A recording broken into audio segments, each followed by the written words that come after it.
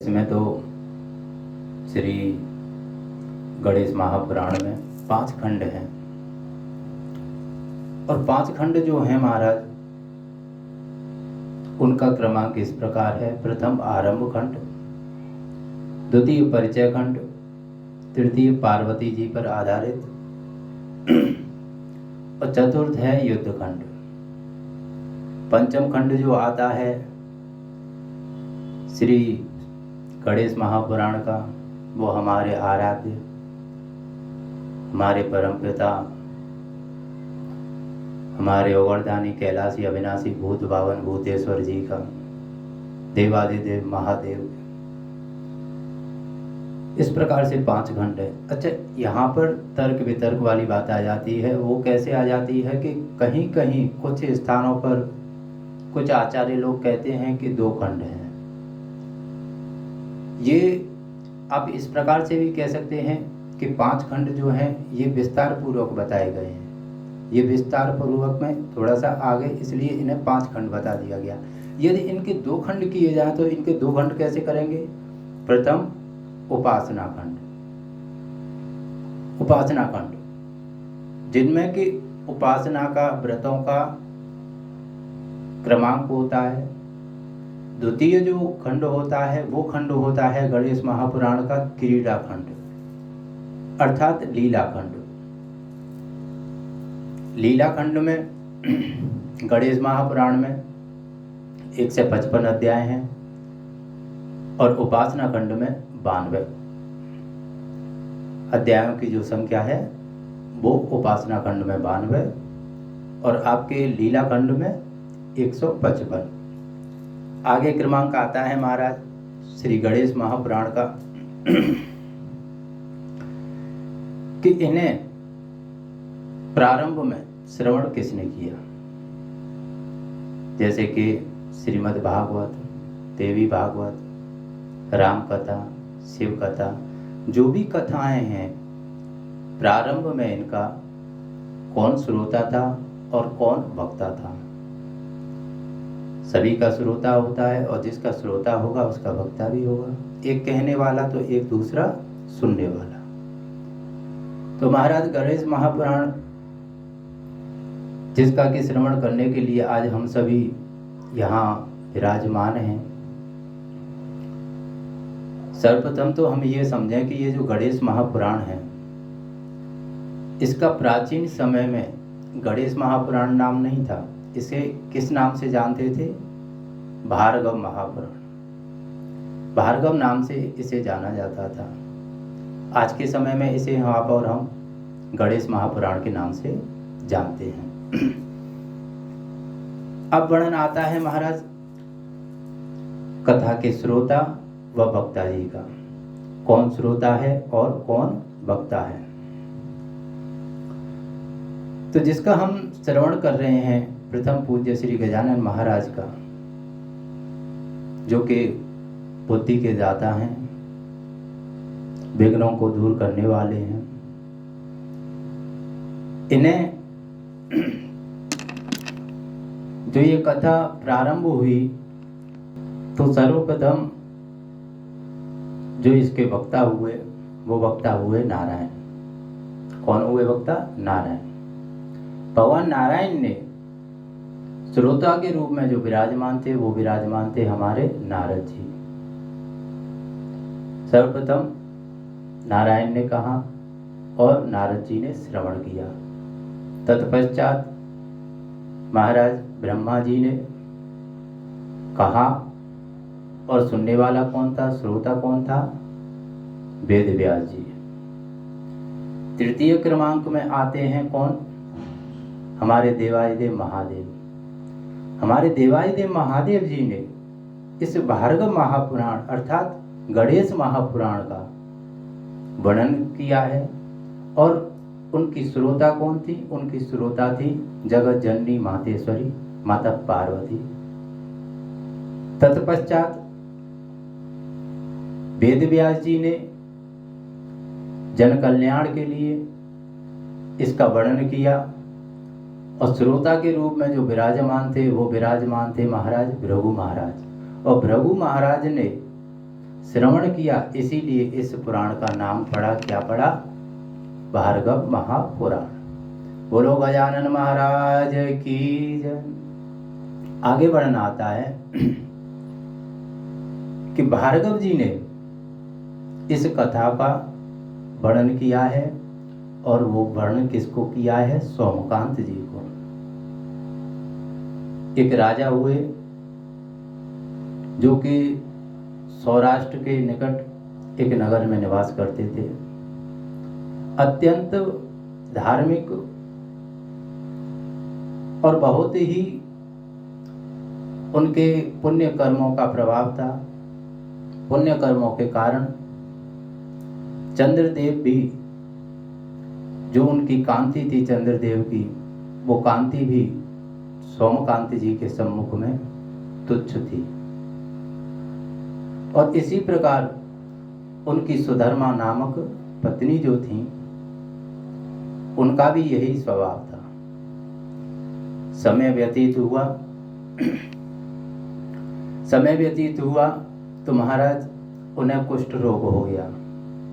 और जब कुष्ठ रोग हुआ सोमकांत जी को, तो उन्होंने, देखो कुछ लोग ये मानते हैं अपने हृदय में कि हमारे पास धन है, हमारे पास धन है, हमारे सारे कार्य हो जाएंगे। लेकिन ये सत्यता में देखा जाए तो धन से हम मात्र सुविधाएं खरीद सकते हैं, भोजन खरीद सकते हैं, सामग्री खरीद सकते हैं। क्या कभी कोई व्यक्ति धन से नींद खरीद सकता है? क्या कोई व्यक्ति धन से कभी भूख खरीद सकता है? आप मात्र सामग्रियां खरीद सकते हो, सुख साधन की वस्तुएं खरीद सकते हो, किंतु धन से आप कभी भी नींद नहीं खरीद सकते, भूख नहीं खरीद सकते, परमानंद प्राप्त नहीं कर सकते पैसे से। तो महाराज कुष्ठ रोग हो गया उन्हें, और कुष्ठ रोग बढ़ता गया। तत्पश्चात उन्होंने विचार किया कि अब इस स्थान पर रहना उचित नहीं है। 2-4 वर्ष बाद में जाता। पूर्व समय में जो विद्वान लोग होते थे, उनका ये मत था, एक कार्य वो अवश्य करते थे। वो क्या करते थे कि जब अपने कर्तव्यों से वो निवृत्त हो जाते, जब अपने कर्तव्यों को पूर्ण कर देते, तत्पश्चात वह सभी अपने शेष समय को, शेष जीवन को अपने आराध्य को समर्पित कर देते थे। तो उन्होंने विचार किया कि अब नहीं तो 2-4 वर्ष बाद मुझे जाना ही था अपने आराध्य के स्मरण के लिए। अब ये कुष्ठ रोग हो गया है तो 2-4 वर्ष पहले ही चल देते हैं, क्या दिक्कत है इसमें। तत्पश्चात उन्होंने सभी मंत्रियों को, सैनिकों को बुलाया और बुला करके कहा कि देखो, हमें कुष्ठ रोग हो गया है और हम वन के लिए गमन करते हैं। हमारी इच्छा है कि वन के लिए गमन करें। आज से हमारा पुत्र जो है यही राजपाट संभालेगा, आप इसका सहयोग करना। और पुत्र से कहा कि पुत्र, तुम तनिक भी चिंता न करना, इन्हें ही अपना माता पिता समझना, जो बुजुर्ग हैं उन्हें माता पिता समझना, और प्रजा की सदैव अपने परिवार की भांति इनका पोषण करना।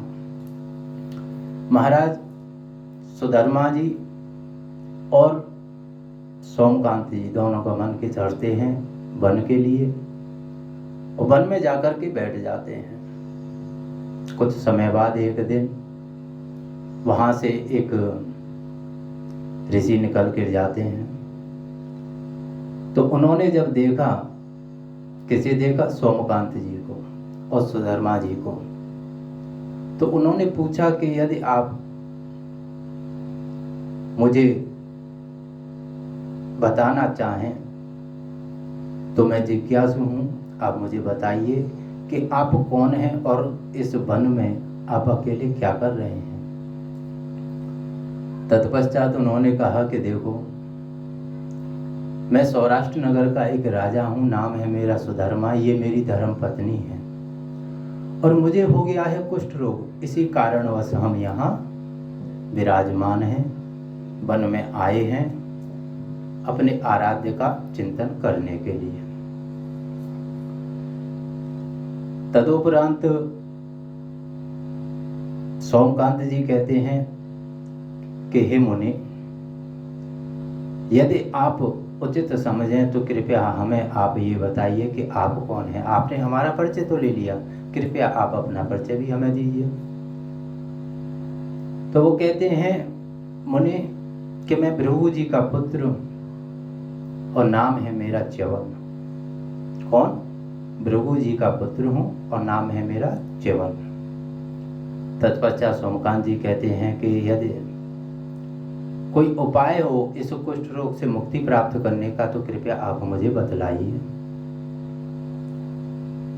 च्यवन महाराज कहते हैं कि देखो, मुझे तो अधिक ज्ञान है नहीं अभी, किंतु मैं अपने पिताश्री से पूछ करके आपको अवश्य ही बतलाऊंगा। तत्पश्चात च्यवन जी वहां से जाते हैं और जाकर के अपने पिताजी से कहते हैं कि पिताजी, सोमकांत नामक एक राजा हैं जो कि सौराष्ट्र नगर के राजा हैं, वो अपनी धर्म पत्नी के साथ वन में विराजमान है, कुष्ठ रोग हो गया है। सारी बात बताते हैं, उपाय पूछा है, यदि कोई उपाय हो तो आप बतलाइए। महर्षि भृगु जी कहते हैं कि पुत्र उन्हें यहाँ लेकर के आओ। तत्पश्चात च्यवन महाराज जाते हैं और जाकर के राजा सोमकांत जी को और उनकी धर्मपत्नी सुधर्मा जी को लेकर के आते हैं। आने के बाद आदर सत्कार करते हैं महर्षि भृगु, और आदर सत्कार करने के बाद राजन कहते हैं भोजन करने के बाद कि हे महर्षि, अब आप मुझे कोई विधि बतलाइए, कोई उपाय बतलाइए जिससे कि मेरा ये कुष्ठ रोग समाप्त हो सके। भृगु महाराज कहते हैं कि देखो राजन, इस मुद्दे पर करेंगे अब सुबह बात। अब तो शाम का पहर है, आराम कीजिए, निश्चिंत होकर के शयन कीजिए। सुबह देखते हैं क्या करना है क्या नहीं करना है। सुबह के लिए क्यों बोला? सबसे बड़ी बात अब यहाँ आती है कि सुबह के लिए क्यों बोला। ये जो भृगु महाराज हैं, ये जो गणेश महापुराण, ये भार्गव महापुराण जो है, इसका प्रारंभ जो होता है, शुरुआत जो होती है इस कथा की, वो यहीं से होती है। अब यहाँ से कल के लिए बोला है कि कल बात करेंगे। अब यहाँ से क्या होगा कि यहाँ से भृगु महाराज सोमकांत जी को सारी बातें बतलाएंगे, और बातें बतलाने के बाद उनकी जिज्ञासा बढ़ती जाएगी। किसकी? सोमकांत जी की। इस प्रकार से यहाँ से इनका अब श्री गणेश होता है भार्गव महापुराण का। बोलो गजानन महाराज की जय। अब आते हैं कुछ व्रतों की ओर। चतुर्थी, शुक्ल पक्ष व कृष्ण पक्ष, दो चतुर्थी आती हैं, प्रत्येक माह आती हैं, सभी के अपने अपने नियम होते हैं। तो महाराज देवादिदेव महादेव के पुत्र के रूप में विराजमान श्री गजानन महाराज, जिनका कि हम चरित्र चित्रण यहाँ श्रवण करने के लिए उपस्थित हैं, जिनका स्वरूप गजेंद्र के समान है, मस्तक पर अद्र चंद्र सुशोभित है, शरीर की कांति जो है वो अरुण वर्ण की है, 3 नेत्र हैं, 10 भुजाएं हैं, जिनमें 10 भुजाओं में दाढ़िम गदा धनुष त्रिशूल चक्र पद्म पाश उत्पल स्वदंत रम्य कलश आदि सुशोभित हैं। इनके व्रतों की यदि बात की जाए तो महिमा तो अनंत है, हरि अनंत, हरि कथा अनंता, किंतु सूक्ष्म में ही कुछ वर्णन यहाँ हम करेंगे। तो सर्वप्रथम लेते हैं महाराज चैत्र से। चतुर्थी जो आती है, प्रत्येक चतुर्थी को इनका व्रत किया जाता है। चैत्र में इनका व्रत करें और व्रत करने के बाद पूजन पाठन करने के बाद श्रद्धा भाव से जो आपकी श्रद्धा हो वो आप ब्राह्मण को दान कर सकते हैं। दान में देखो दो प्रकार का दान होता है। एक तो श्रद्धा अनुसार, एक व्रत ऐसा होता है जिसमें कि श्रद्धा चलती है किंतु श्रद्धा कम चलती है, उसमें जो दिया गया होता है शास्त्रों में वो दान देना ही देना होता है।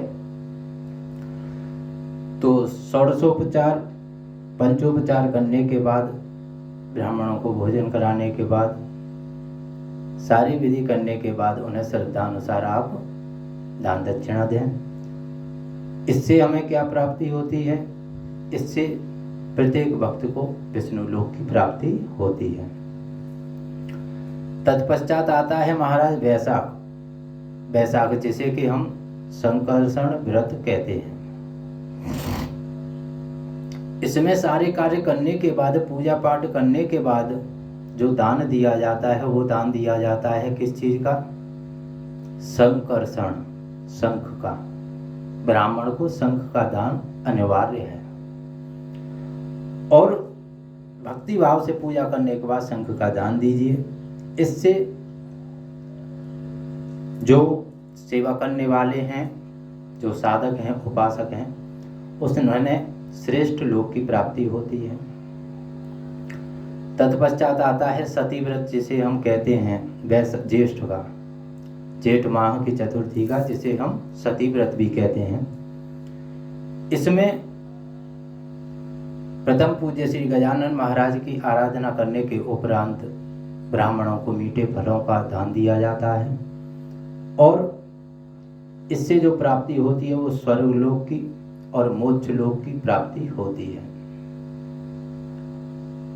आगे वर्णन आता है महाराज आषाढ़ का। आषाढ़ में दो व्रत किए जाते हैं।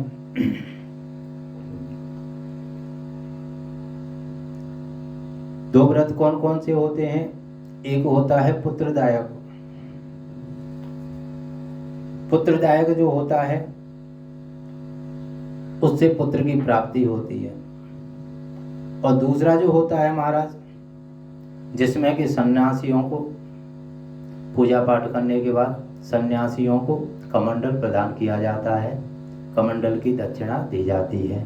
उससे क्या होता है? उससे समस्त मनोकामनाएं साधक की पूर्ण होती हैं।